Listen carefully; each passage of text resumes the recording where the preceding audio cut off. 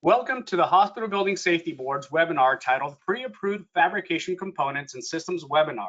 During this webinar, we hope you will learn more about some of the advantages of leveraging prefabrication modular design theory and design for manufacture and assembly. This includes examining the ideal phase it is to integrate prefabrication modular design theory and design for manufacture and assembly into a project. We're going to be going over some of the code requirements, definitions, contents of the code application notice or a CAN, examples, tips, and much, much more. If you haven't done so already, feel free to download a copy of this presentation in PDF format available to you under the Go-To toolbox under the handout section of that toolbox. We've scheduled to be here for about an hour and a half, which includes a question and answer session at the end of the presentation.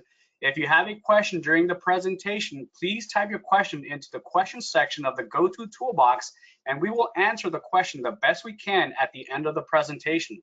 Also at the end of the presentation, you'll have an opportunity to raise your hand and engage in a conversation with the presenters. All you have to do is click the hand icon next to your Go-To toolbox, unmute yourself, and we will then unmute you so we can have that conversation. Please be sure to keep your questions generic. If you have a specific question about a specific project, please feel free to email us your questions over to regsunit@hchi.ca.gov. That's regsunit@hchi.ca.gov. If the presentation experiences transmission difficulties, please log out and log back in using the same login information sent to you by the Go-To software when you registered for the presentation. All right, on to the next slide, please.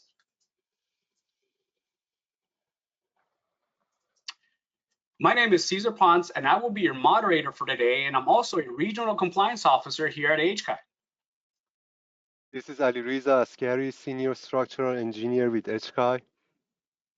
My name is Hussein Bhatia. I'm a supervisor of the coastal region here at OSHPD. This is Scott Mackey. I'm a licensed architect specializing in healthcare architecture. I work for Hensel Phelps as a design manager, and I'm also a board member on the HCI Hospital Building Safety Board, as well as the chairman for the Education and Outreach Committee. Okay, Scott, my name is Cody Bartley. I'm with DPR Construction. I also serve on the Hospital Building and Safety Board. I spent the last 15 years dedicated to healthcare construction. I've seen the drive and the need for prefabrication in healthcare to solve problems related to demand and cost. We're here today to figure out how to make that more feasible, and with the support seen from OSHPD developing this webinar, I know it's possible. Hi, good afternoon. This is Teresa Endres. I'm a board certified healthcare architect. I'm the director of medical planning at Taylor Design, and I'm also a board member of the HCI Hospital Building Safety Board. All right, the Department of Healthcare Access and Information and HBSB is proudly partnered with the AIA in pending approval, and provided you're a registered member with the AIA, you should receive 2 learning units within 10 days of this presentation. So let's start with a few definitions. A lot of terms are bandied about: components, manufacture, prefabrication, assembly, pre-assembly. So we'll try and define the terms before we move on so that we are all clear about what exactly we are talking about. Next slide. So usually components is a defined term in the structural code, ASC 7. It is defined as parts of architectural, mechanical, or electrical systems. This may also be an assembly of components. So it may not just be one component. It could be a little, small assembly of components. When we are talking about off-site prefabrication of components, we are talking about an assembly of fabrication or manufactured components that are normally assembled on a construction site. But they are assembled off-site, bought onto the site under the project, which is it is installed, or it can go to the PCS program and then be bought into the building and installed in its final location. In this presentation, we will assume that prefabricated means pre-assembled, so we're not going to distinguish between those two terms. And we are not talking about manufactured components. Manufactured components usually come from a manufacturing facility or a factory and are available from a catalog. So that is not the subject of this presentation. So we are talking mainly about offsite fabrication, offsite prefabrication, if you will, which is different from on-site fabrication, which is where the assembly takes place at the final location of that particular assembly. Next slide, please. Scott. Thanks for the handoff. So from a design perspective, obviously being an architect, we consider all aspects of the project, and prefabricated components have a lot of benefits. One of the primary things that we look for in terms of the benefit of a prefabricated or pre-assembled system is obviously its quality, but secondarily, it's the cost. So both cost and quality are key benefits to prefabrication, and every project will consider which of these values is a higher priority. Cost may be a factor, but quality also may be a significant factor as well. From a client's perspective, they're consistently focusing on speed to market. I'm sure you've all heard that term, in the industry, and your clients are saying, how do we get it faster? How do we get it faster? How do we get it faster? So, what can we do to speed up the process? But we want to do that without sacrificing quality. We also want to maintain the standards that our clients demand, and we still want to be cost effective. So prefabrication is an excellent way to consider that. But something you have to really keep in mind is the limitations of prefabrication as well. Cost is based on volume when discussing prefab. So the more units of a single type that you're going to pre-assemble, the greater the outcoming resulting cost savings will be. So in other words, the fewer number you have, the more it's going to cost. Yes, you'll have great quality, but it's going to cost you a lot more than if you had assembled it on the project site, let's say. So the quality is a huge benefit. The work done in a controlled, conditioned environment will be better than on site for a number of reasons, and we'll cover that throughout the use of this. But repetition of using the same components over and over again, the same tools. You're not picking up somebody else's cordless drill or something like that. And the process results in better quality overall. Sustainability is also a benefit of prefabrication because there's less waste when building off-site. Each piece is assembled, is ordered specifically to the dimensions and characteristics that are needed for each component, thereby saving you material and time and cost as well. Next. All right, and from a contractor's view, what does offsite prefabrication mean to us? This is an opportunity to shift manpower that would need to be coordinated on-site to an off-site location. This is reducing the time to put work in place on-site, reducing the man hours and trades that we have to coordinate and sequence in the field. It alleviates that trade stacking complaint. This takes fabrication to more controlled environments, which helps us improve the quality and increase the predictable results. Prefabrication work is often repeatable and scalable to the benefit of the production rates and safety. What Scott was talking about earlier with the economies of scale. The more of a single type of prefabrication, the more of that benefit that we'll be able to realize on the cost side. And I should point out, add to what Cody was saying, some of our job sites just don't have the room to either lay down materials or to do any sort of prefabrication or pre-assembly before going into the building. So taking it offsite saves space as well. There are a number of programs that OSHWA has for pre-approvals. one of which is what we're going to talk about later on in this presentation, which is the OSHPD Pre-Approved Prefabrication Components and Systems, PCS. We'll talk a little more detail later, but I do want to point out the other programs that we have. The OSHPD Pre-Approval of Manufacturer Certification, or OPM. This is where, manufactured components, we pre-approve the anchorage of those components in the OPM program. We also have the OSP program, the Special Seismic Certification Pre-Approval. That is a shake table test to see whether the item functions after a seismic event. We also have the pre-approved agency, which approves inspectors and agencies that employ these inspectors. And then we also have the OPD details, or the pre-approved, OSHPA pre-approved details, which consider like, partition wall systems or ceiling systems. So it's a collection of details that covers all aspects of partition walls and ceilings. And we also have some fire life safety details as an OPD as well. And then there was an older program, which is the OPA, which we used to pre-approve anchorage, that has been discontinued. Next slide. So our concentration in this webinar is on PCS, which is the OSHPA Pre-Approved Prefabricated Components and Systems. As you can notice from the name, there are two parts to it. There are prefabricated components, and then there are systems. Here's a list.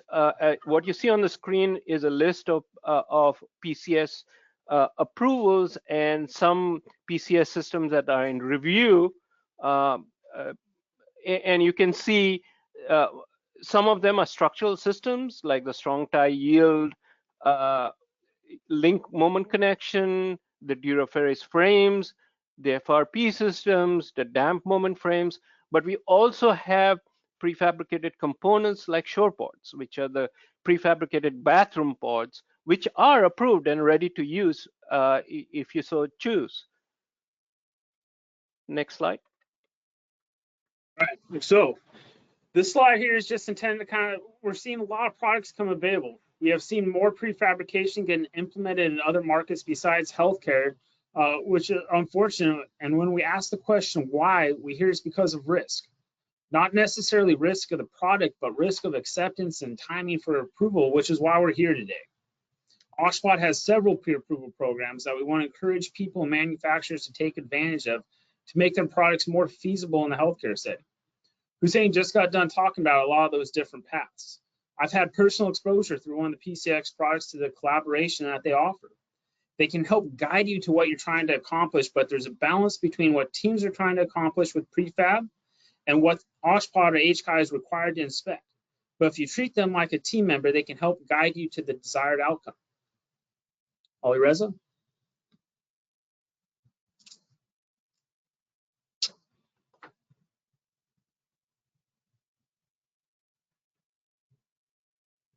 Ali Reza, are you still there?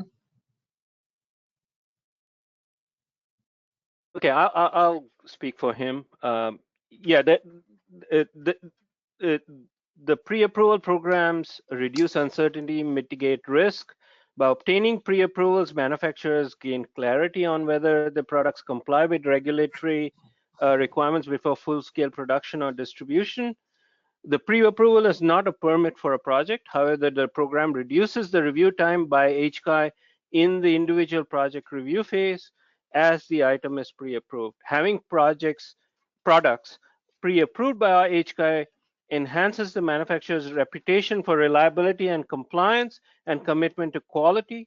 This can foster trust among consumers, business partners, and regulatory agencies. So what we are saying here is, if you do PCS, your product is approved for any project in the state, if within certain constraints, of course. And these prefabricated components that go through the PCS program are not re-reviewed in a building project. There are, of course, offsite prefabrication for specific building projects. In those cases where there's no PCS approval, the approval is in that project and specific to that building. Next slide. Okay, here we want to give some examples of the type of elements that we're talking about with pre-assembly or prefabrication. So on the top left there, you see the modular mechanical room penthouse. The idea here is that you're assembling as much of the system offsite as possible to reduce the cutover time on-site. We can apply that at a larger scale with the full modular utility plants you see in the bottom right. The top right picture is of modular stairs. This gets erected in sequence with your structural steel, saving on the needs for scaffolding and temp egress off the decks. The bottom left picture, this is the integrated surgical and imaging ceilings. The idea there is to integrate your lights, your diffusers, your boom supports into one system. We have lots of manufacturers in this arena, so you have some options when it comes to these systems. But these get installed early in the sequence and the room is essentially built around it. But this reduces your ceiling congestion in a very complicated space, and it reduces your total field hours to coordinate on site. Some of the other things that we're seeing, mill drywall. This has been around for a while, but it's getting integrated into more complex systems.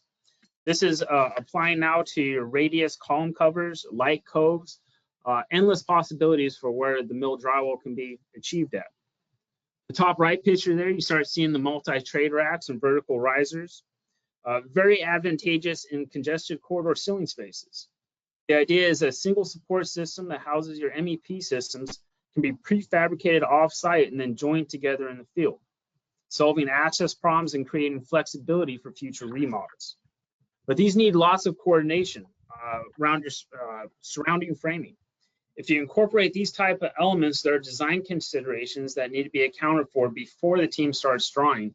And we're going to get into the timing of when to incorporate this later on. You saying? Yes. So, you know, we did talk about offsite prefabrication. The locations are technically irrelevant. It could be adjacent to the site, which we do see in a lot of our sites, or it could be out of state. And the purpose could be project specific, where that pre-assembled, prefabricated component is approved for a specific project, or it could be more general and go through the PCS program, in which case it would be ready to use for any project in the state. And we do encourage PCS, even with certain constraints. The pre-approved fabricated components are not re-reviewed in a building project if they are PCS approved.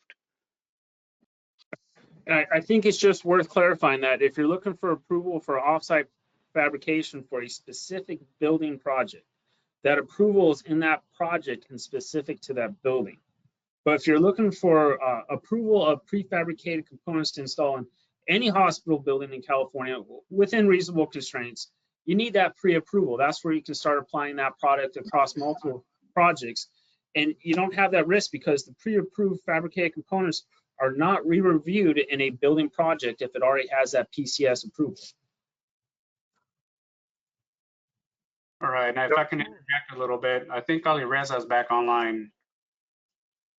Yes, I'm here. There are two main categories covered under PCS program. The first category, multidiscipline prefabricated components, created to provide a multidiscipline pre-approval for prefabricated components and systems for a healthcare construction project.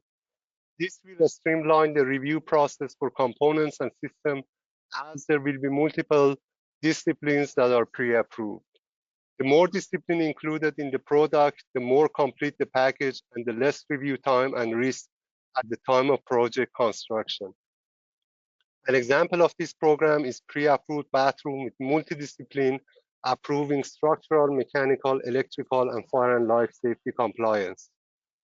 The approved PCS can be used in any facility with multiple repetitive bathroom format, increasing the speed of construction and reducing the review time. If a discipline like fire and life safety is missing from the pre-approval, the fire and life safety review will be done at the project level. We highly recommend all disciplines be involved in PCS programs so full coordination be done in the earlier stages. The other category is main structural lateral systems. These items need structural only pre-approval. Simpson Yielding and Durafuse are two examples of this category. PCS eliminate the need for manufacturer to find a healthcare construction project to get their system reviewed, not only saving time from repetitive plan review, but also greatly reducing uncertainty of getting approval. Next slide, please. Absolutely. And just want to note, goals of the PCS, simplify down, save time, save money, right? That's all of our goals. On the design side, we reduce the cost by simplifying the drawings and the review time. On the construction side, we save the time and money by increasing productivity, safety, and quality. Quality is always going to be a requirement, but this allows us to control quality at a reduced hourly effort because we're doing that prefabrication in a safer environment that accounts for the ergonomics of the work. On the right side there, you see the limitations. Bottom one is the big one that we're here to talk about today, which is the lack of compliance with regulatory bodies. The pre-approval programs remove the uncertainty around the acceptance because you know it's already been approved. Other advantages of the offsite prefabrication: the schedule, the speed to the market capture, revenue capture, standardization, and waste reduction. Scott mentioned this earlier on, the waste reduction, being able to cut elements to the actual length and not have that waste factor. This is all our company's missions and goals right now, is to reduce waste. The quality control, we've already noted, the moving trades offsite, consistency, safety, collaboration. But what this prefabrication does is it leverages that continuous improvements principles. It sets you in that manufacturing mentality, and you're treating these products along an assembly line. You're trying to see the benefits of increased productivities. Teresa's up next. She's going to talk about the scale of prefabrication that she was part of on a project outside of the state of California. We want to demonstrate the potential that prefabrication can be applied at. Thank you, Cody. So some of you might be wondering, why does a medical planner have an expertise in prefabrication? Well, to achieve the maximum advantages of prefabrication, the prefabricated components and systems need to be identified, coordinated, and designed early in the design process. We've been leveraging prefabrication for healthcare projects in other states for over a decade and internationally for several decades. In the sample project, we leveraged prefabrication, modular design, a universal structural grid, and room templates, which comprised a variety of prefabricated systems, components, and fully volumetric rooms to realize a schedule savings of 24 months. This 1.6 million square foot academic medical center is an international project. We leveraged prefabricated components, systems, and fully volumetric rooms with 336 acuity adaptable patient rooms, over 450 volumetric prefabricated toilet rooms and patient toilet rooms, 42 operating rooms with a combination of prefabricated systems and components, over 10,000 pre-hung doors, and a prefabricated exterior cladding system. This was an integrated project, so the design and construction teams collaborated closely, and we started our big room when we kicked off schematic design. For this sample project, early in design development, we completed the design for a majority of the patient rooms, patient toilet shower rooms, and some other specialty rooms, which were identified to be fully volumetric rooms. There was a few specialized patient rooms that just couldn't realize the benefits because they didn't have the quantity to make fully volumetric pencil out. But for those rooms, we did utilize prefabricated systems such as head wall and footwall systems. As we were having our DD meetings, the structure was literally being built across the street. And by the time we finished design development, the structure was complete. Over half of the floor slabs had been poured, and fabrication had begun on the fully volumetric rooms, components, and systems. Next slide, please. So identifying prefabrication for room templates may vary from components within a room to fully volumetric rooms. For example, in this project, we identified rooms to be templated and prefabricated in schematic design. A majority of the patient rooms and patient toilet shower rooms were fully designed and approved by the decision makers early in design development. Many of the components and fully volumetric rooms were being fabricated by the time we were done with design development, which is how we were able to achieve a schedule savings of 24 months on a 1.6 million square foot hospital. This slide illustrates the common room templates such as clean supply and med prep rooms. This slide illustrates department room templates such as patient rooms and operating rooms. This slide illustrates the few specialty room templates, which such as like oncology patient rooms that require a different room layout and may have special shielding. And this slide illustrates the impact on the sample project when we overlay the room templates for prefabrication for the common, department, and specialty room templates. You can see that a majority of the facility can be built by leveraging prefabrication within templated rooms. By leveraging a universal structural grid and modular planning principles, which combine well with prefabrication, healthcare organizations can create more resilient facilities. Advantages of leveraging a universal structural grid and modular planning principles include adaptability, initial economy, optimal modularity, complete systems integration, design latitude, and the potential for both pre-engineering and prefabrication. This is because the universal grids allows for interchangeable planning modules, such as a module that could be 3 exam rooms or 3 offices.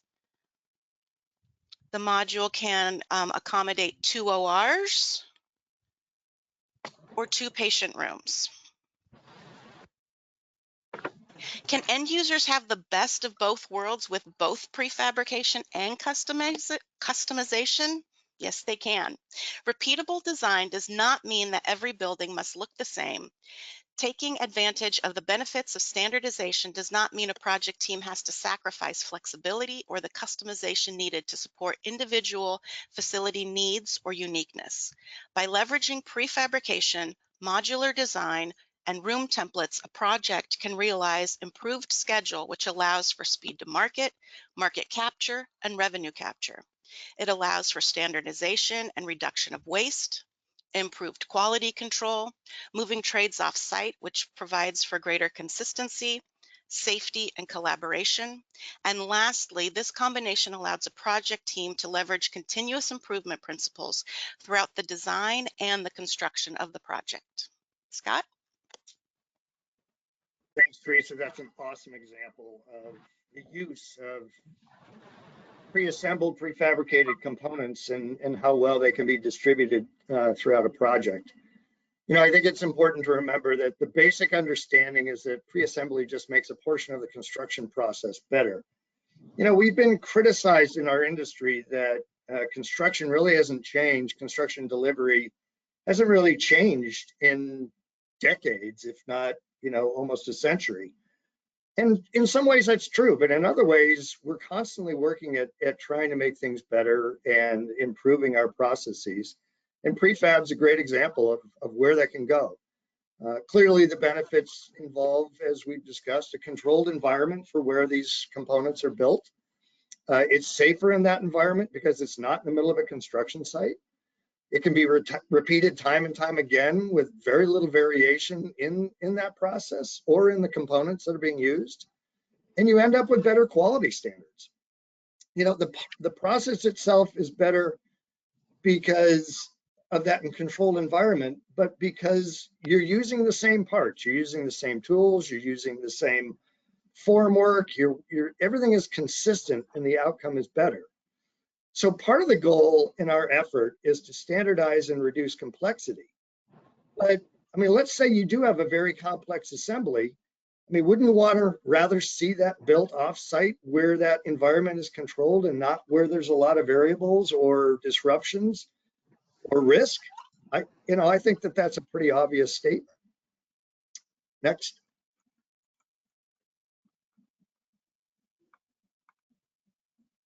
So basically over time, both design and construction has always approached each building as a unique and separate element. And yet, as Teresa's example just showed, there's ways to standardize certain components of it that allow you great flexibility. And by no means does prefab limit your creativity either. Using Legos as an example, you can take 6 of these 2 grid by 4 grid bricks, and they can be combined in over 915,000 million, wait a minute, a million different ways. So in other words, you've got a lot of options to be able to use your components, okay? It doesn't limit your design creativity. There's a lot of things that you can do with these different elements, but do keep in mind that repetition is a value consideration. So the more units that you can prefab, the more cost effective it's going to be, and the fewer units that you prefab, going to be a little more difficult to get that value out of it. Next. So when to time this? Teresa talked about the timing of some of the decisions that were made on her project. And it is important to recognize, when do you do this? Answer to that is as early as possible. As soon as the kit of parts can be determined and those parts can be identified for prefab, the better the project outcome is going to be. So keep in mind that there is still a point of diminishing returns on that number. Okay, so you're finding things that you want to repeat many, many, many times over. You know, the example in the image here is actually the form work for that plastic Lego piece that's going to be manufactured, you know, on this sheet and then dumped into the bin and distributed. We don't want to have that kind of stylistic look about things, but that is how you're going to create value in the effort. So the value comes from that repetitive aspect of those pieces. The greater number of pieces will be more cost effective. And you want to keep in mind that working closely with your construction partner helps to confirm which components align well with the process and the effort. And that's why I'm having Cody jump in now as construction partner. How do we look at this, Cody? Right. So the earlier prefabrication is decided upon, the more benefits that you're going to realize. You're designing with prefabrication in mind because prefabrication is not going to be optimized if you just started after your design is started. Some of the things that you have to talk about when we're talking about multi-trade rack coordination and prefabricated walls, each one of those is going to have a set of design criteria that you have to meet to make them successful. On the prefabricated walls, if you need supports down your hallway at every 8 feet on center, how does that interact with a multi-trade rack that has to have supports at every 6 feet on center? 2 different conflicting things that the design team is going to have to talk about and work out. But you're going to have problems if those conversations don't happen early in the game. Elements that need to be considered in these prefabricated products involve life safety and some code requirements that Hussein's going to talk about. So let me talk about some fire life safety considerations for pre-assembled or prefabricated components. Obviously, there's a wide range of components and assemblies we are talking about. So there are many variables exist. You know, I'll talk about, you know, allowable materials, I'll talk about fire alarms, I'll talk about sprinklers, but I think the general rule is typically what is required on-site construction will also be required off-site. We really need to pay special attention to the type of construction that the parent building is of. So if it is type 1A, don't use materials that would typically go into type 5 construction in your offsite prefab. So it needs to match the type of construction of the parent building in general. Next, in terms of materials used, again, same concept. What would be allowed for on-site construction would typically be also allowed for offsite construction and vice versa. For example, if you're using plastic materials, you need to comply with CBC 26. If you're, interior finished materials, you need to comply with CBC Chapter 8. As this photograph shows, if you're using, you can't use PVC in a hospital, so you got to verify the piping type that is permitted by CBC, CMC, or CPC. The California Building Code, California Mechanical Code, and California Plumbing Code, respectively. Next slide, please. Protection of the fire resistive rated assemblies is very important. Continuity of the rated assemblies adjacent to the units needs to be considered out of, per California Building Code, Chapter 7. Now, one example of this is, bathroom pods. If you're going to bring the bathroom pods and the wall adjacent to the bathroom pods is a rated wall, how is the bathroom wall going to interact with that rated corridor wall? That's something that needs to be thought of and needs to be complete, before the design is approved. You also need to determine if the unit is going to be installed after some of the rated assemblies are constructed. If the rated assemblies will be constructed prior to installation of the units, how will the unit be placed in that space, and how will those rated assemblies be inspected after it's placed?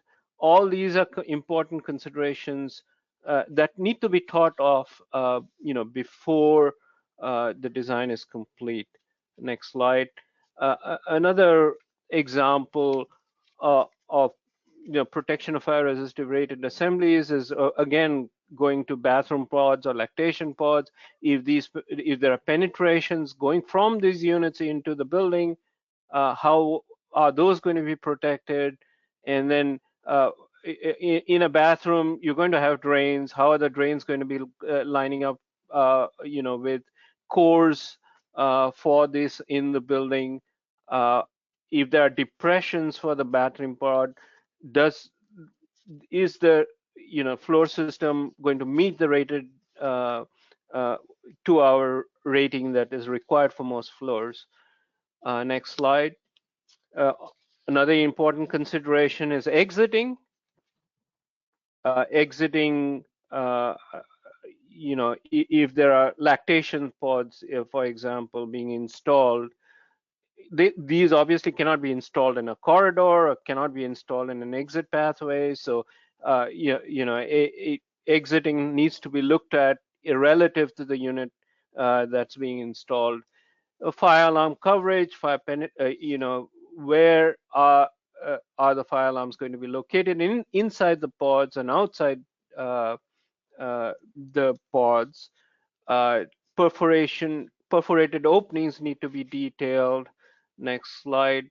If there are sprinklers provided, sprinklers are going to be required. Are you creating concealed spaces above the below the soffit and above the ceiling of these units? How is the sprinkler coverage done in those concealed spaces? Those are items that you really need to consider.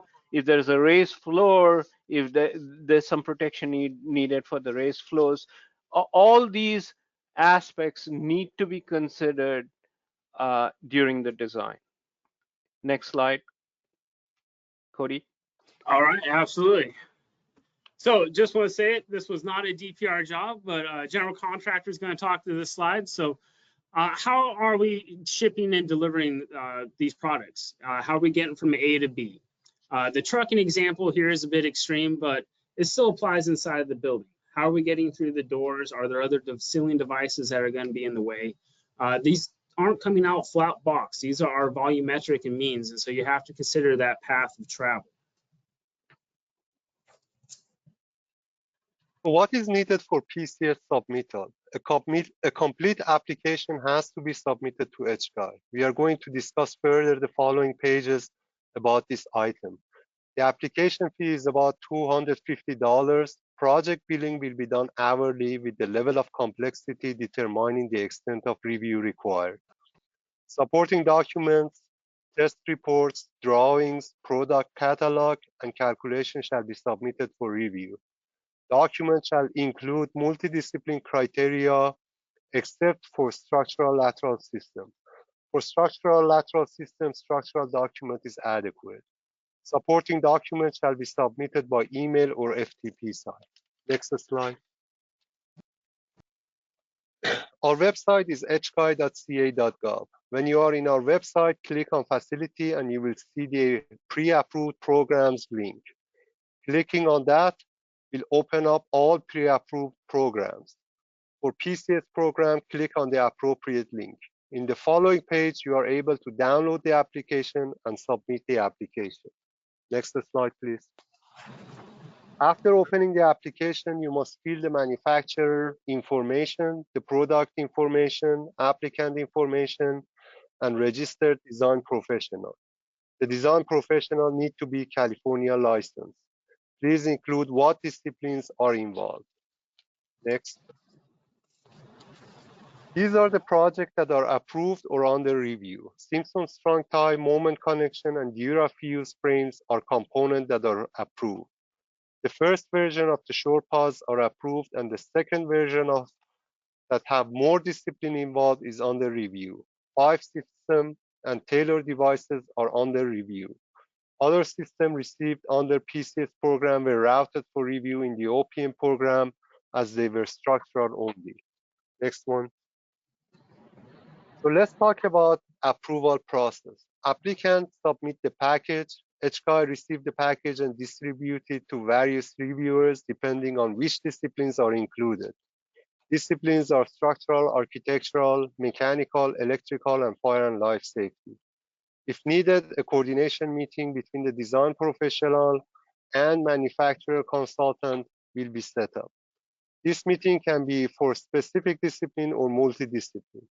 Comments will be issued by HCI. A consultant will review the comments and respond to the comments. HCI will review the responses, and if all of the remarks are resolved, they will approve the PCS. Next. What should the documents show? The document should adhere with California Building Standard Code with HCI modifications. We recommend that the consultant to include a table of content and a summary for easy navigation. Ensure that the calculations are presented in a clear and easily understandable manner. If testing is part of the PCS, include relevant testing data. Incorporate testing, inspection, observation, or TIO reports. Include general notes and typical notes for clarity and references. Depending on the project, it may be beneficial to provide common case scenarios and sizes rather than overly complex data that include all shapes and sizes. It is recommended to coordinate between disciplines before submittal so there is no inconsistencies. Next one. All right, so next we're going to start talking about the inspection process for offsite prefabrication. To summarize it though, it's the same inspections as that you would have take place on site.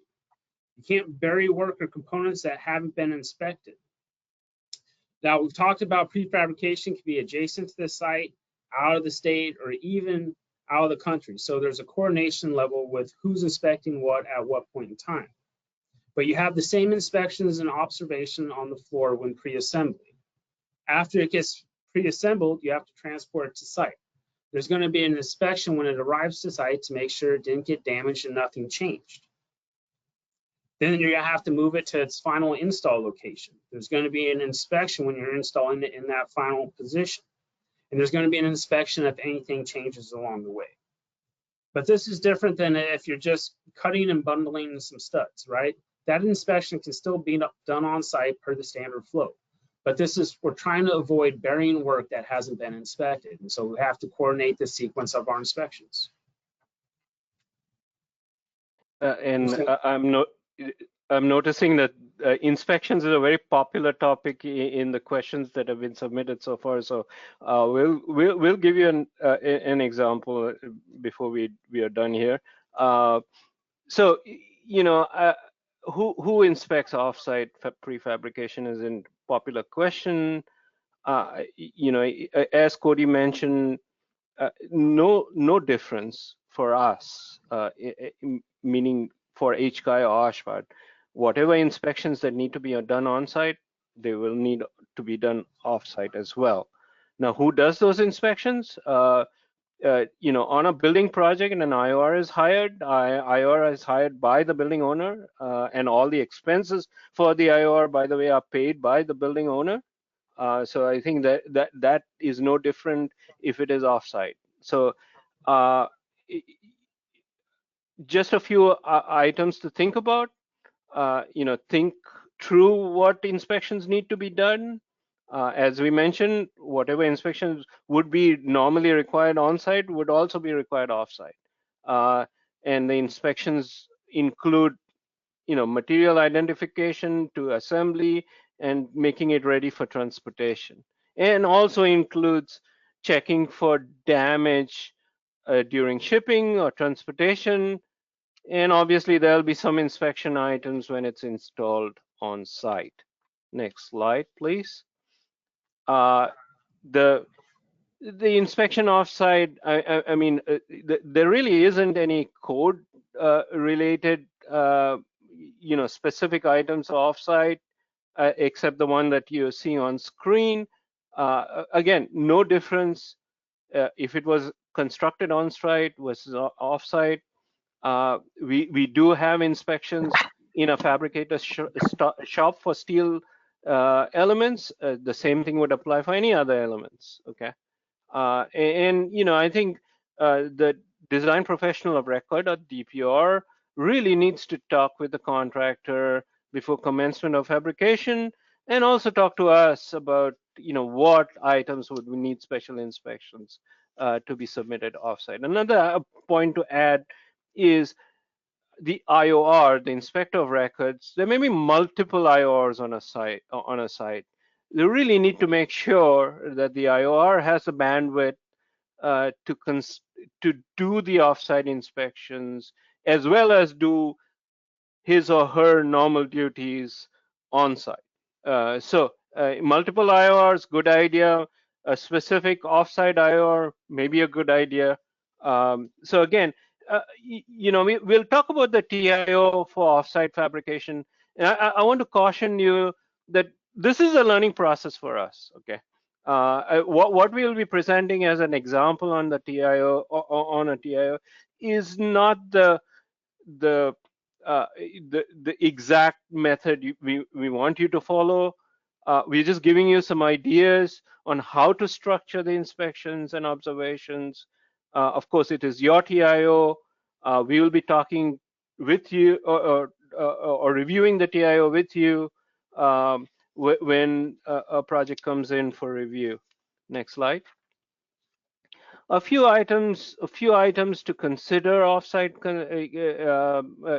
at a prefabrication site.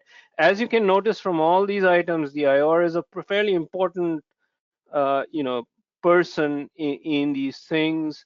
They identify the material that is bought in. The contractor has some responsibilities of capping certain sensitive items like medical gas piping in the prefab assembly, appropriate for transportation to the construction site. The IOR provides inspections during the prefabrication process, or there are specific inspectors that provide the inspections in certain cases, and then the IOR completes the final inspection, makes it ready for transportation. When it's delivered on the site, the IOR or the inspectors would verify that these things are not damaged during transportation. Next slide. The on-site inspections would involve, again, making sure all the right items are delivered to the site. They're not damaged due to transportation. Once the prefabricated components are moved into place and connected to the building utilities, then we would do all the normal inspections. And as Cody mentioned, it's important not to cover these things up in your prefabricated assembly meaning that, we need, we meaning, the IORs, the inspectors need to do their observations, including our field staff, need to do their observations before these things are, covered up with gypsum board, for example. Next slide. Something to think about in terms of weatherization. Typically, there are specific items for weatherization of a building. Before we start, we allow people to install, for instance, interior components like gypsum board, which require installation at specific temperatures and specific humidity levels. So if you're going to install gypsum board in your prefabricated assembly, then you got to think about weatherizing that prefabricated assembly for the transportation to the site. And sometimes this transportation to the site occurs before the building is weatherized. So all these things need to be thought of, and there may be some special weatherization requirements for the prefab assembly during transportation. Next slide. Very important, we've seen examples of this. Make sure the design is complete. Changes to the prefabricated assembly cause a lot of grief to everyone in the chain of fabrication. So make sure you complete the design, and we also recommend that it's a good idea to create mock-ups and demo pieces, work out the issues before the final approval and final production. Revisions to these prefabricated assemblies will go through a normal process of non-material alteration or amended construction document process, popularly known as change orders. Okay, they still apply whether it's offsite or on-site for project records. Now let's talk about the TIO, and I'm going to give you a specific example. And this, by the way, uses a custom TIO. And when we prepared the slides, I said available on request. Since then, we were able to put this on our website. It is available. This custom version is a version specific to offsite prefabrication. We did put this on our website as of yesterday. It is available, but it is a completely separate item from a regular TIO. We didn't want to confuse people. This is specific TIO for offsite prefabrication. What this TIO does is it copies all the tests and inspections from the on-site inspection list to the offsite list as well. So you have the same items available on-site versus offsite, and it creates for each stage, it creates an on-site version of the tests and inspections for that stage and an offsite test and inspection for that phase. So we've created a specific TIO that allows all that stuff. Okay, this is posted on our website. Now, and we repeated this over and over again. Offsite versus onsite, we see no difference in terms of tests and inspections that need to be done on-site versus off-site. And there are, we've gone through the fact that there should be no damage during transportation. We've gone through the fact that, points of installation need to be to verify compliance with the details on the approved drawings. Okay. Some questions that came up: who pays for these inspections? Well, the building owners would pay for these IORs and inspectors. In certain cases, that could be passed on to the manufacturers of the items, but this is not coming out of OSHPD or HCAI. It is the responsibility of the design team, and more specifically the building owners, for the IOR's inspector classes. And who does the inspection was another question that was asked. Well, the same inspectors that would do the on-site inspection. So they need to be certified at OSHPA inspectors A, B, or C, as would be anything that would be done on-site. A couple of questions that I saw listed about out-of-state and out-of-country inspections. Again, we see no difference. The inspections have to be done by certified inspectors. There are some exceptions on certain very specific structural items, but in general, the inspectors would need to be certified, as would all our inspectors, and they would need to be certified OSHPA inspectors A, B, or C, and the IORs have to go through IOR certification process as well. Okay, next slide.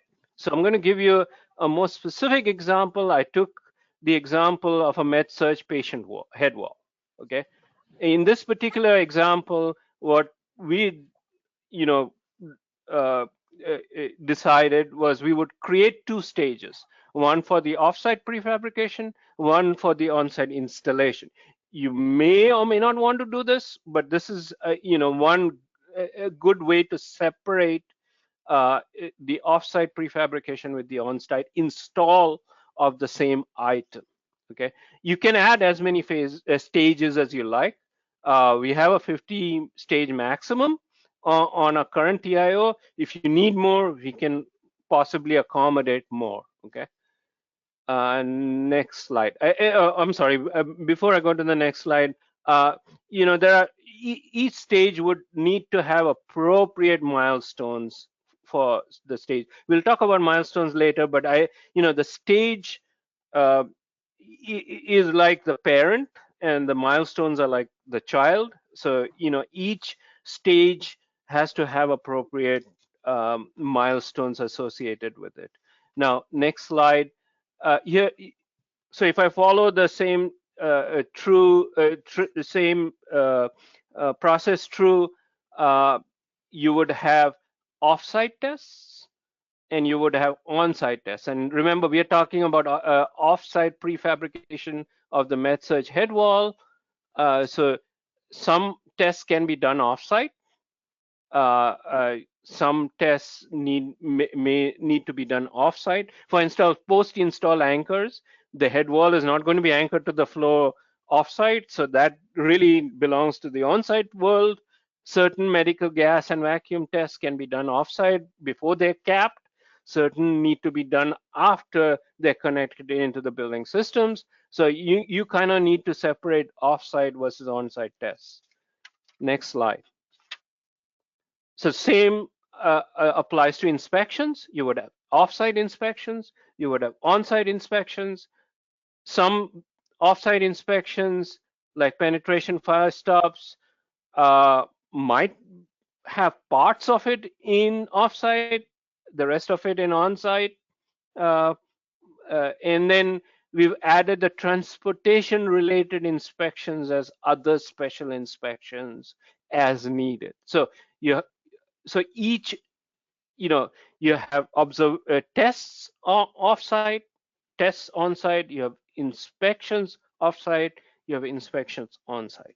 Next slide, please. And as I mentioned, you have stages, you have milestones. You need to have the appropriate milestones for each stage. Now, again, this was a very quick example of a possible TIO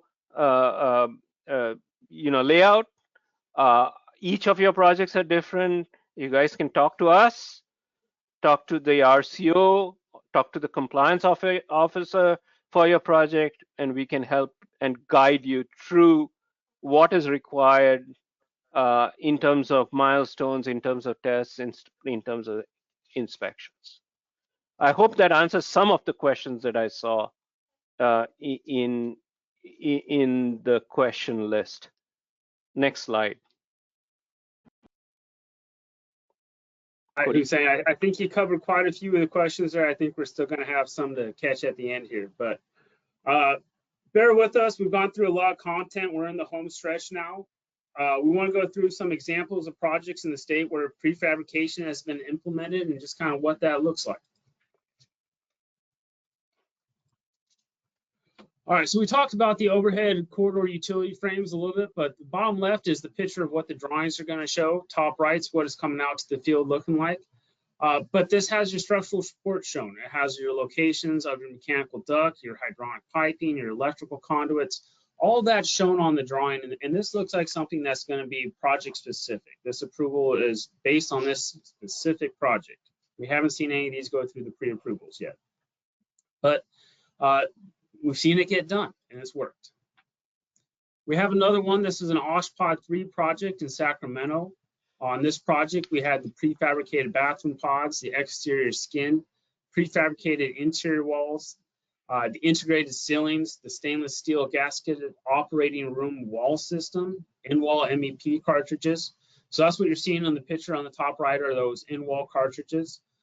This is your plumbing coming down, mounted on a sink carrier. So that sink carrier just has to be bolted down in the field, but it reduces the amount of man hours I'm going to have somebody standing at that wall cavity piping these in. Same thing with the integrated operating room ceiling. We saw this earlier. This is the lights, diffusers, the equipment supports, lots of options there. The stainless steel gasketed operating room wall system. This is unique. Most of the time in your ORs, you have that solid surface product up. That makes it very difficult to get behind the wall. The stainless steel system is actually a series of panels on the wall. Each one is just gasketed together, but it allows you the ability to remove that panel, do some in-wall work, close it back up, potentially in the same shift if you have your IORs and all of your inspections lined out. It accommodates remodels and some flexibilities there that we saw was unique to this product. All right, this is an example from an OSHPOD 1 project in San Jose. They pre-assembled a modular chiller plant. On-site constraints, need for future flexibility. This was actually fabricated in Kingstown, Ontario, Canada. So bottom left picture, you see the assembly taking place at the manufacturer's warehouse. The top right picture is it getting craned in the spot. But what's fascinating about this is the remaining chiller plant construction in the field was completed in 20 working days.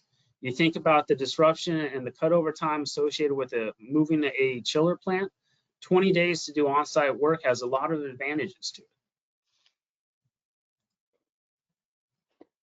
So here's an example of an OSHPOD 1 project in Roseville. Here, in conjunction with the building owners, the design professionals chose to create prototypes or mock-ups in a warehouse in Loomis.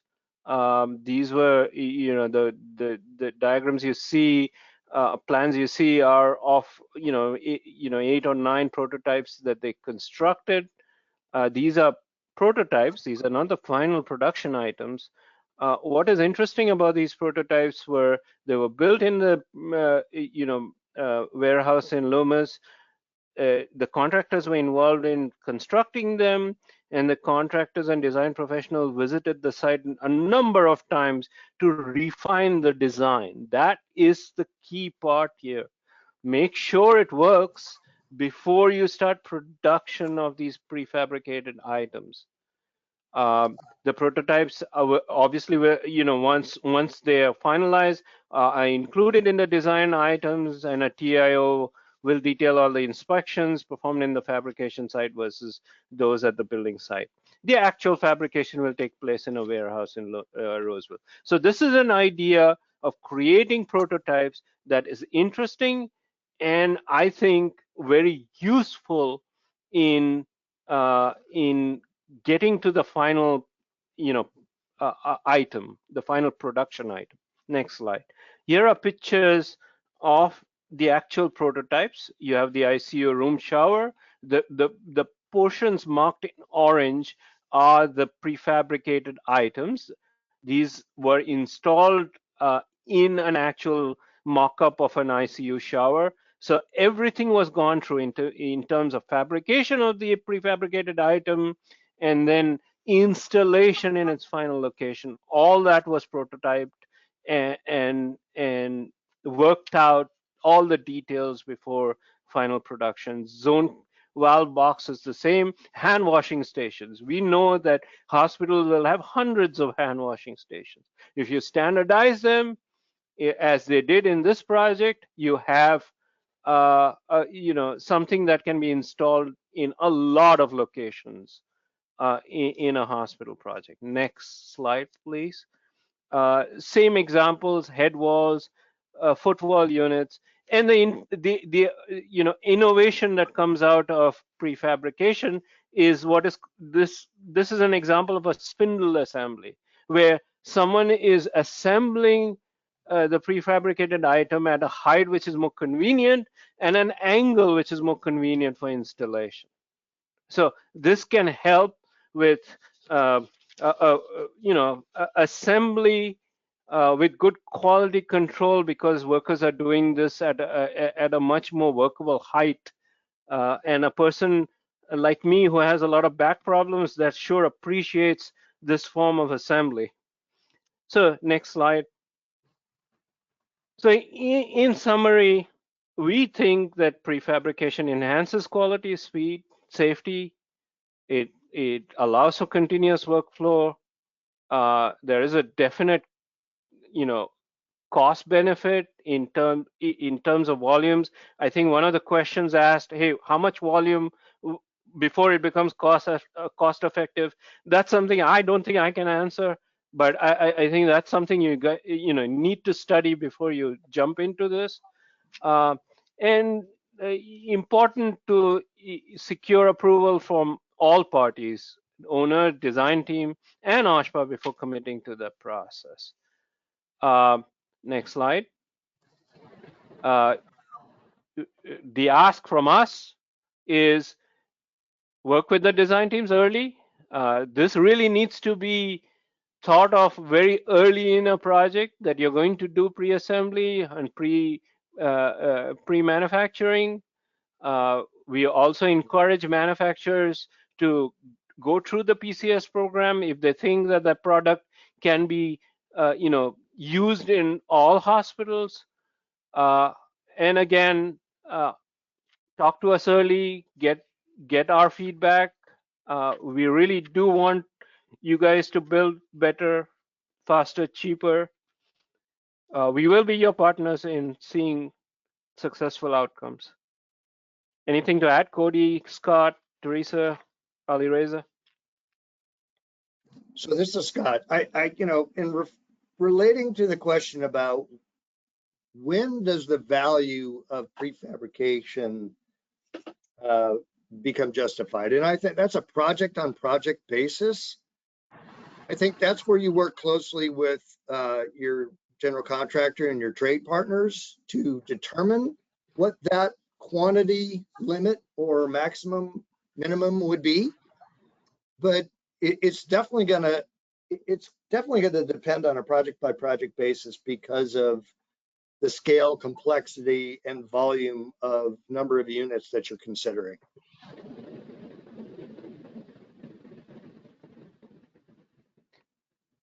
Okay. All right, we received a lot of great questions, but before we cover this last slide, I do want to remind everybody that we have the great opportunity to have you type your question into the question box under the GoTo toolbox if you haven't done so already, which we're going to get to those questions here in a little bit. But you also have the opportunity to raise your hand by clicking that little hand icon next to that toolbox, so we can unmute you. You can unmute yourself, and we can participate in a discussion here with the presenters. But just as we said in the beginning, here HBSV and the Department of Healthcare Access Information proudly partners with the AIA, and pending approval, and provided you're a registered member with the AIA, you should receive 2 learning units within 10 days of this presentation. Next slide. Okay, so with that being said, we do have a couple of questions. We did go over some of the answers for these questions, but there is one question that I'd like to repeat, and just to drive the point home. And Hussein, I believe this question may be for you. The question reads, what types of offsite shop inspections are typically required, and what certifications does HCI expect from the inspectors? Yeah, I think, I'm going to answer the question as generally as I can, because I think every item might have its own specific answers, but in general, anything, the certifications that would be required on site would be the same certifications that would be required off site. Okay. So if it is project specific, item, a prefabricated item, an IOR is usually hired by the building owner, I shouldn't say usually, is hired by the building owner. The IOR is responsible for all the inspections that take place off-site, and the IOR might have to divide his or her duties between on-site versus off-site. So I think off-site inspections are no different than on-site inspections. They would, fall under the OSHPD, certified inspectors A, B, and C, or any other inspections that are required by the building code. So there's no difference from our point of view, off-site versus on-site. I think a related question was, are our staff, our OSHPD staff, going to travel out of state and out of country to inspect or to observe? We don't inspect, we observe the prefabrication and inspections. Generally, no. Traveling out of state with our state budget issues is pretty difficult, and traveling out of country is even more difficult. But we have found some interesting ways to work around those things. Okay, so talk to us, tell us your specific situations, and we'll see if we can find a way around. Great. Well, Hussein, I think one of the extra comments that are along that same line, the question was, does the same inspector that goes off-site and reviews the assembly, does that have to be the same inspector that when that assembly shows up on-site is the inspector then? No.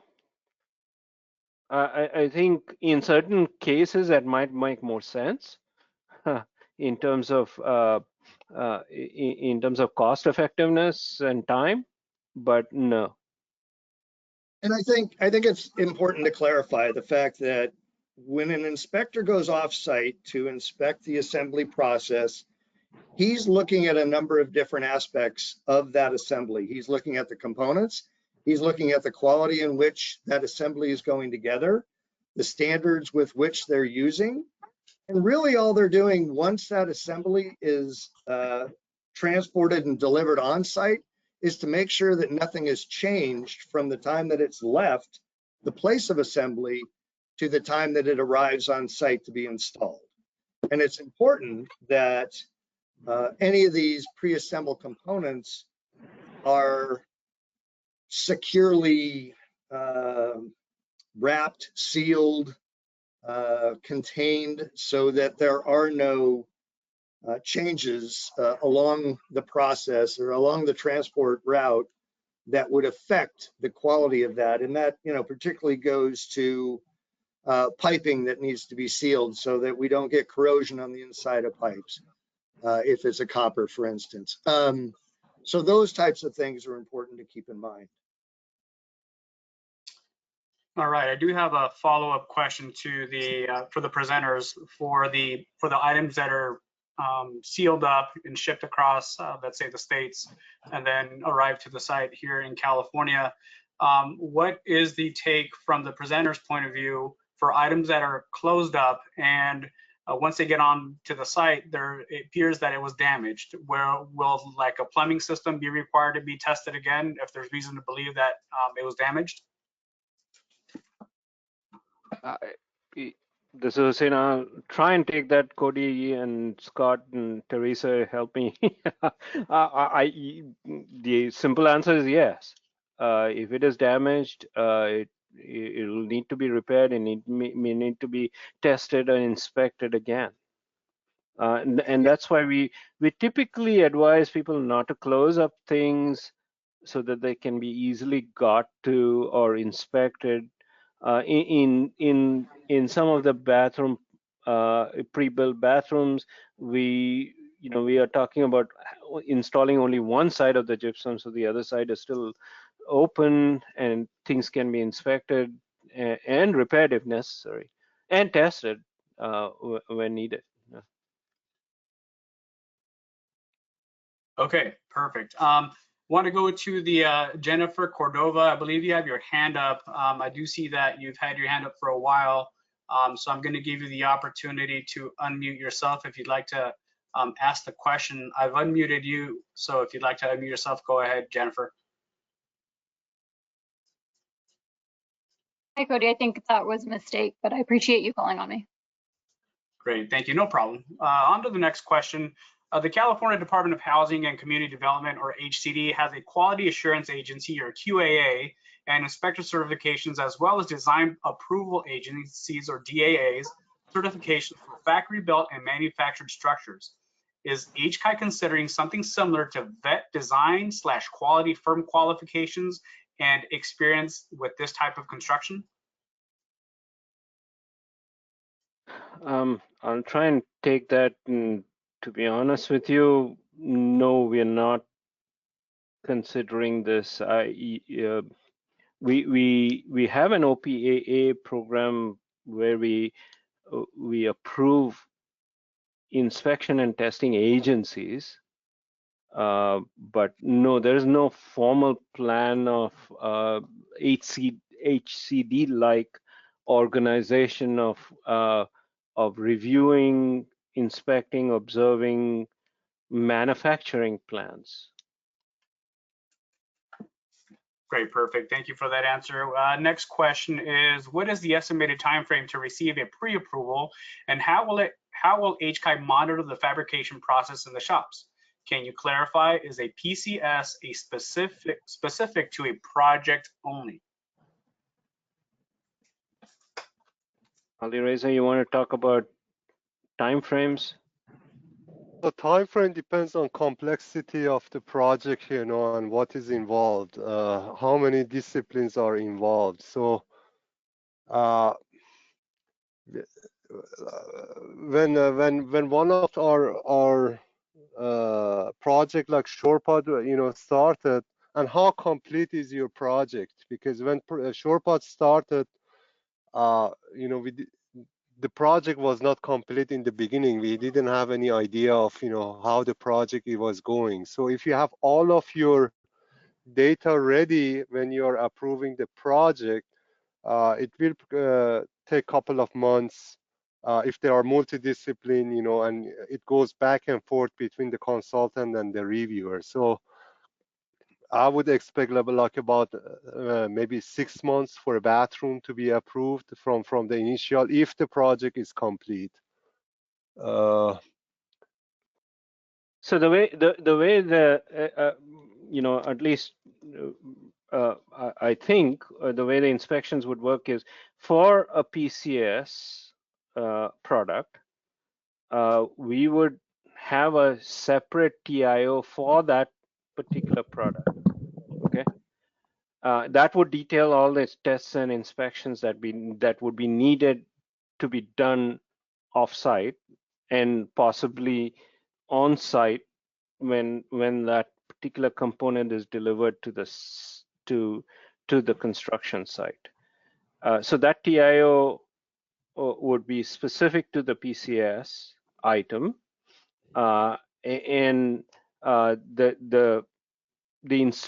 so when that PCS item is incorporated into a project, and when those items are manufactured for that project, then those inspections would be done under the umbrella of the project.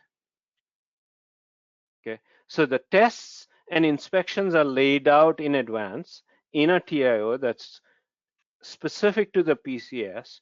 But when that PCS item is incorporated into a building project, when those items are ordered, for instance, and when the manufacturer commences, then those inspection and test items for those PCS elements would be part of the building, test and inspection program. So Hussein, this is Scott. So in expanding on that statement, does that mean that if you're doing a bathroom unit, for instance, and you've got a PCS for each of the units, does every single one of those units get inspected off-site? Or is it a process? There are certain items, inspections that need to be done for each item, but most of our attention would be done, would be placed on the first unit fabrication.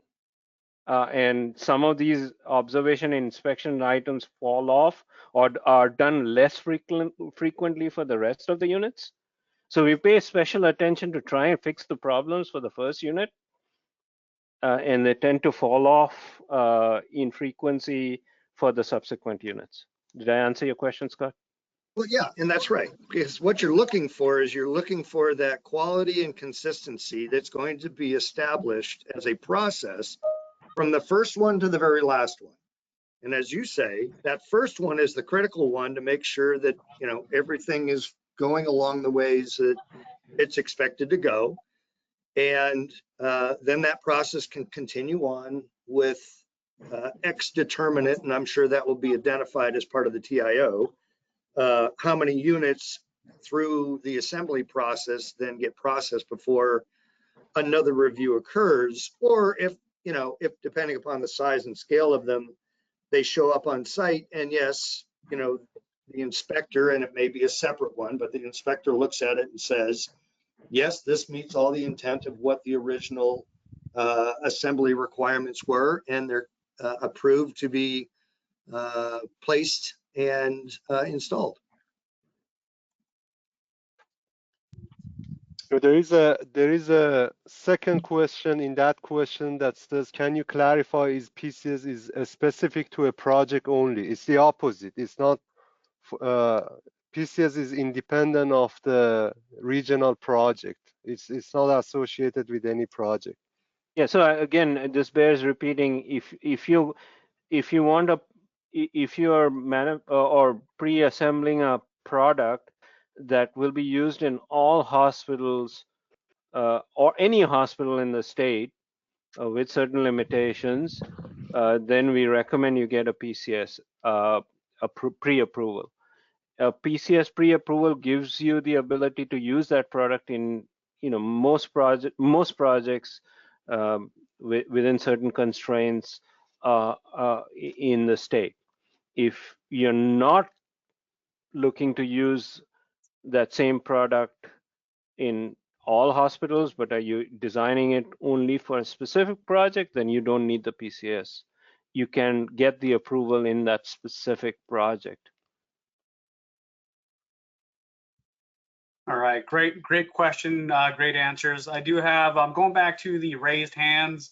I do have a couple of people who have raised their hands. Mr. Anthony Martinez, I believe you have your hand raised. I'm gonna go ahead and unmute you so you can unmute yourself and go ahead and ask your question. So go ahead and unmute yourself whenever you're ready. Okay, can you hear me? We can hear you. Excellent. So I have two questions. You referred to a section on the TIO for loading and transportation. Is that dependent on distance? So in our case, if we're just on the other side of town, 5 miles down the road, is that something that we still need to do? Or can that be waived? No, I think we do want to make sure that these things are not damaged during transportation. So actually, it's independent of the distance. This is not a formal requirement, but we definitely recommend it, because once you start moving that item to its final location, and if you find things are damaged, it could be more expensive. Okay, so it's a recommendation, not a requirement. It is a recommendation, not a requirement. Okay.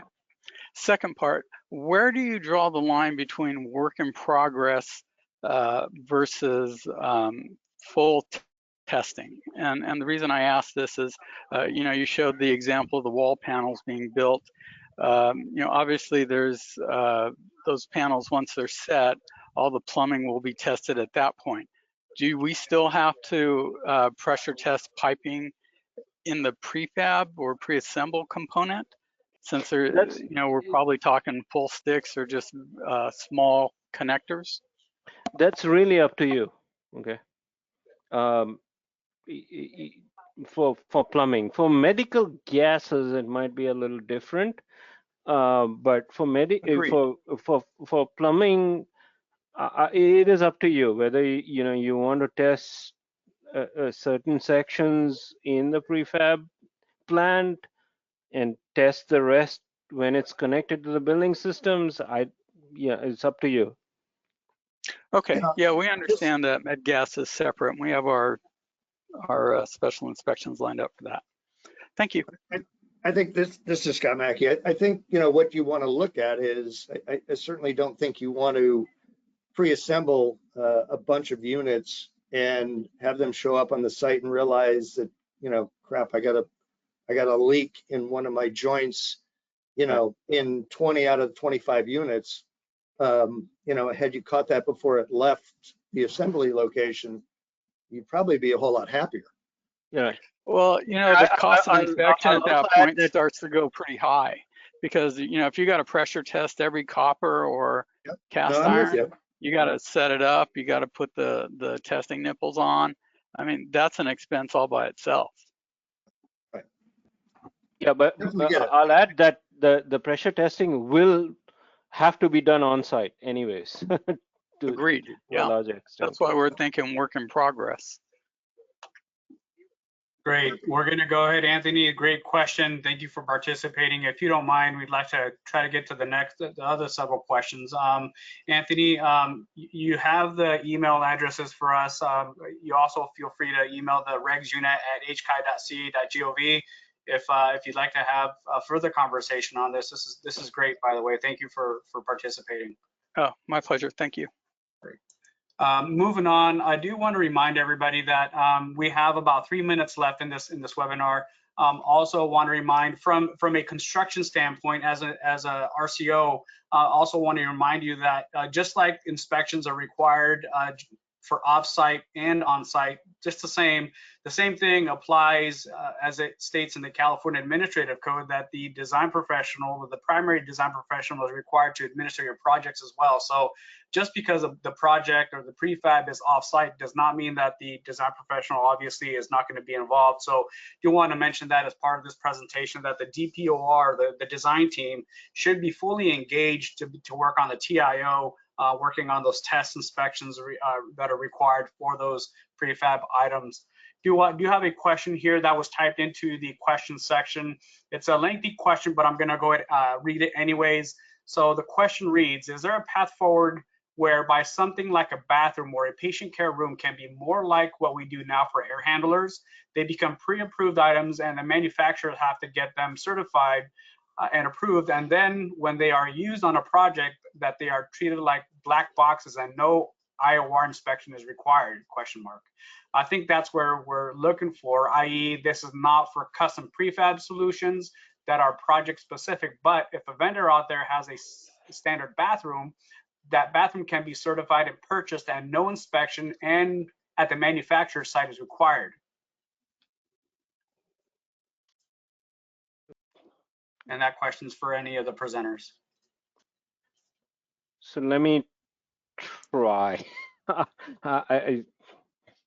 AHUs, I typically, there are certain items in AHUs, in fact, some of the AHUs also have to be special seismically certified items. So I'm not sure whether the PCS would be an appropriate venue for those.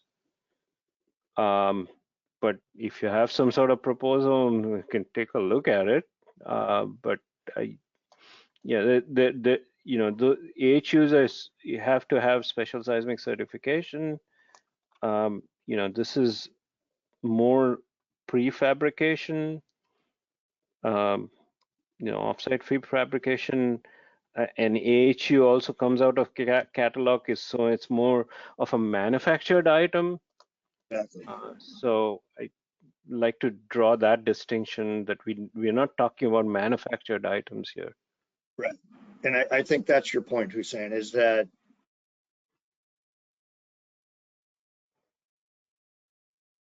in terms of producing something off specs without further inspection is not the point of what a PCS is, and not really associated with what we're talking about. SurePods, being a bathroom unit, pre-assembled, shows up.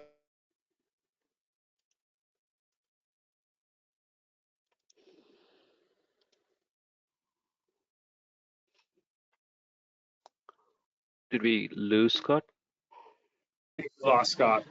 Okay. All right, well, so that brings us to the end of our presentation. It is 3:01. We want to be respectful of everyone's time. Again, it's 3:01. We still have a handful of questions that we did not get to. So if we did not get to your question, About here, because that's much more a manufactured product.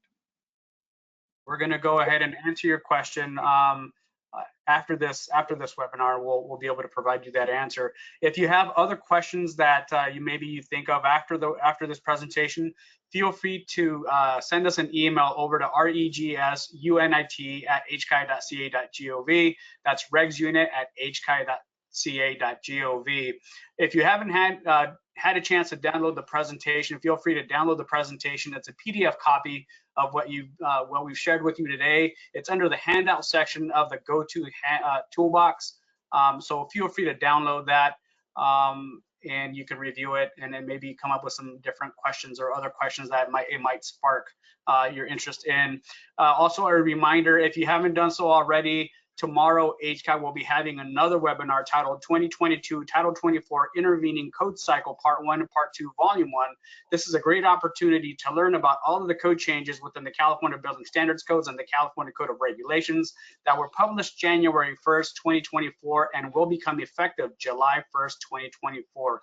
So please feel free to register if you haven't done so already for that webinar. Presenters, anything last, any last comments you'd like to say before we leave?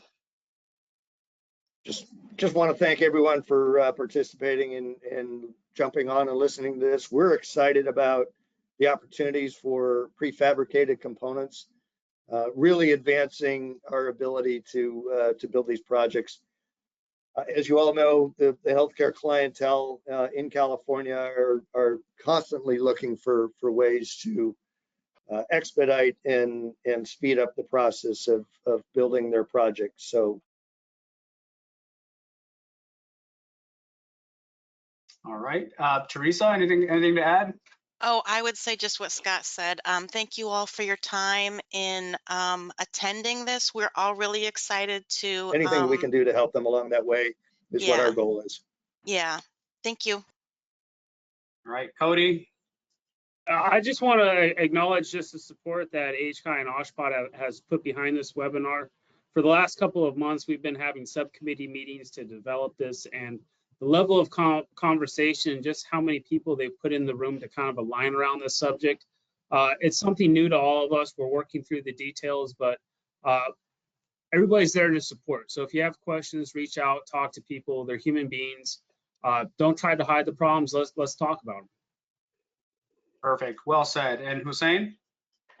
Thank you for attending. And yeah, we are here to help. If you have any questions, please contact us. Great. And last but definitely not least, Alireza. Thanks for everyone for participating. If you have a question about which program most complies with your product, ask us and we try to help you to find the right program for you.